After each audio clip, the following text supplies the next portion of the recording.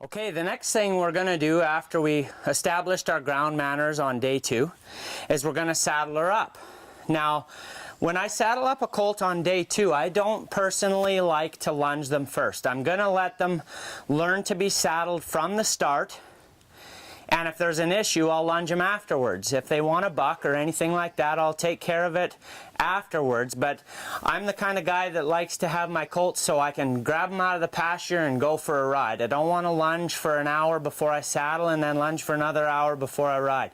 So I'm always training towards that goal as I go. So what we're going to do is just quickly sack her out, and then we're going to saddle her up. And eventually we're going to have her so that we can saddle her up and get on her and go for a ride without having to do a bunch of extra work. So I go straight to my pad today. I have my lead rope draped over my arm like you might have learned in an earlier session how to do properly. And we're just going to kind of rub our hand over the mare everywhere we can. Make sure she's quiet, and she is. Doesn't mean that she won't buck, but it definitely means that she's quiet enough to throw a pad on.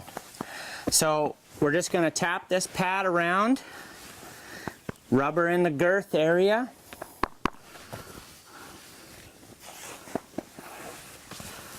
Take the pad up her neck.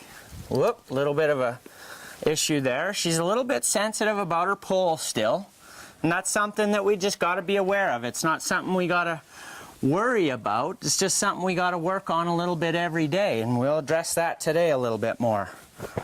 Take that right back up to the top of her neck. Let her wear it for a second till she relaxes. You can see she's starting to kind of relax there, and off her back end again. Great. Throw that pad back on there,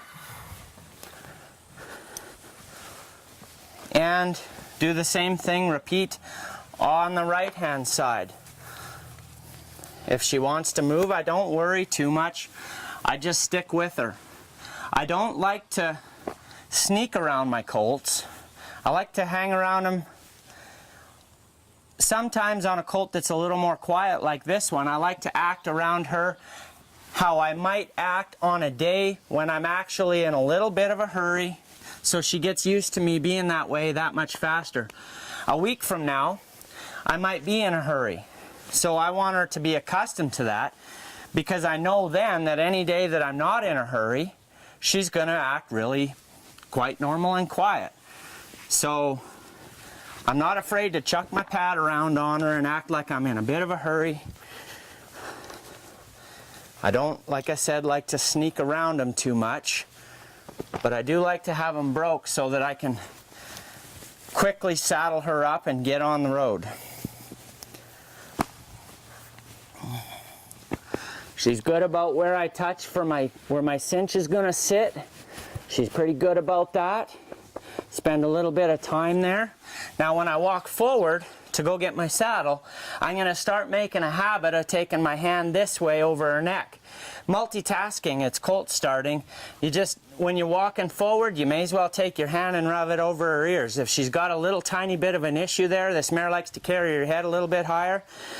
So I'm going to address that every time I go forward. I'm just going to, in my own head, remember to do that as much as I can. I'm just going to turn her so you can see everything here.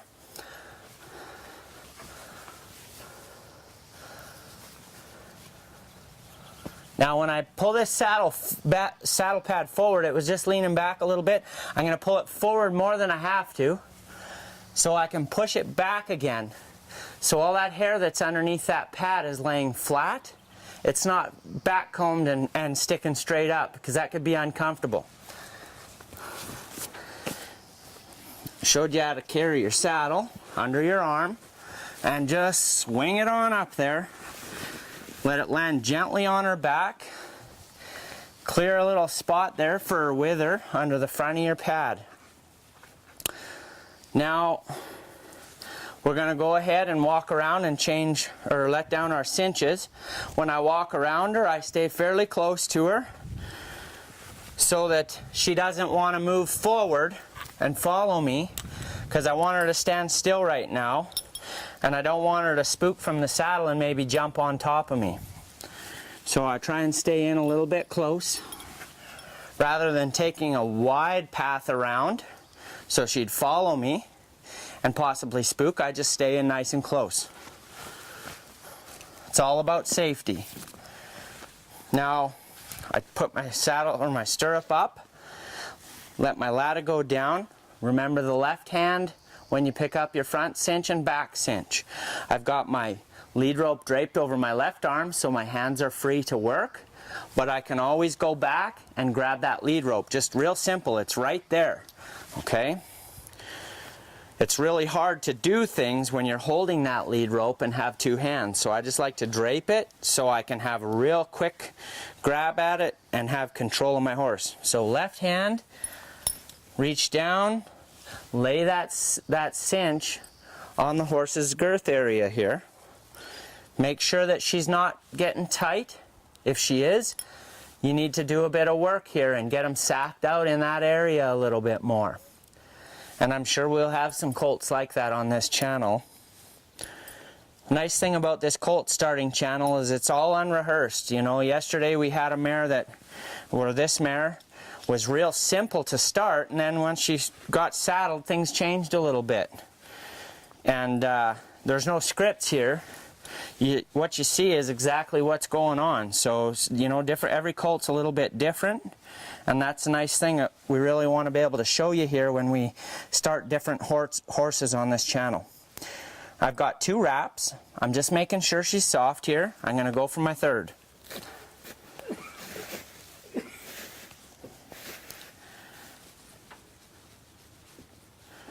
Making sure everything's soft. Her head and neck is a lot lower today than it was yesterday.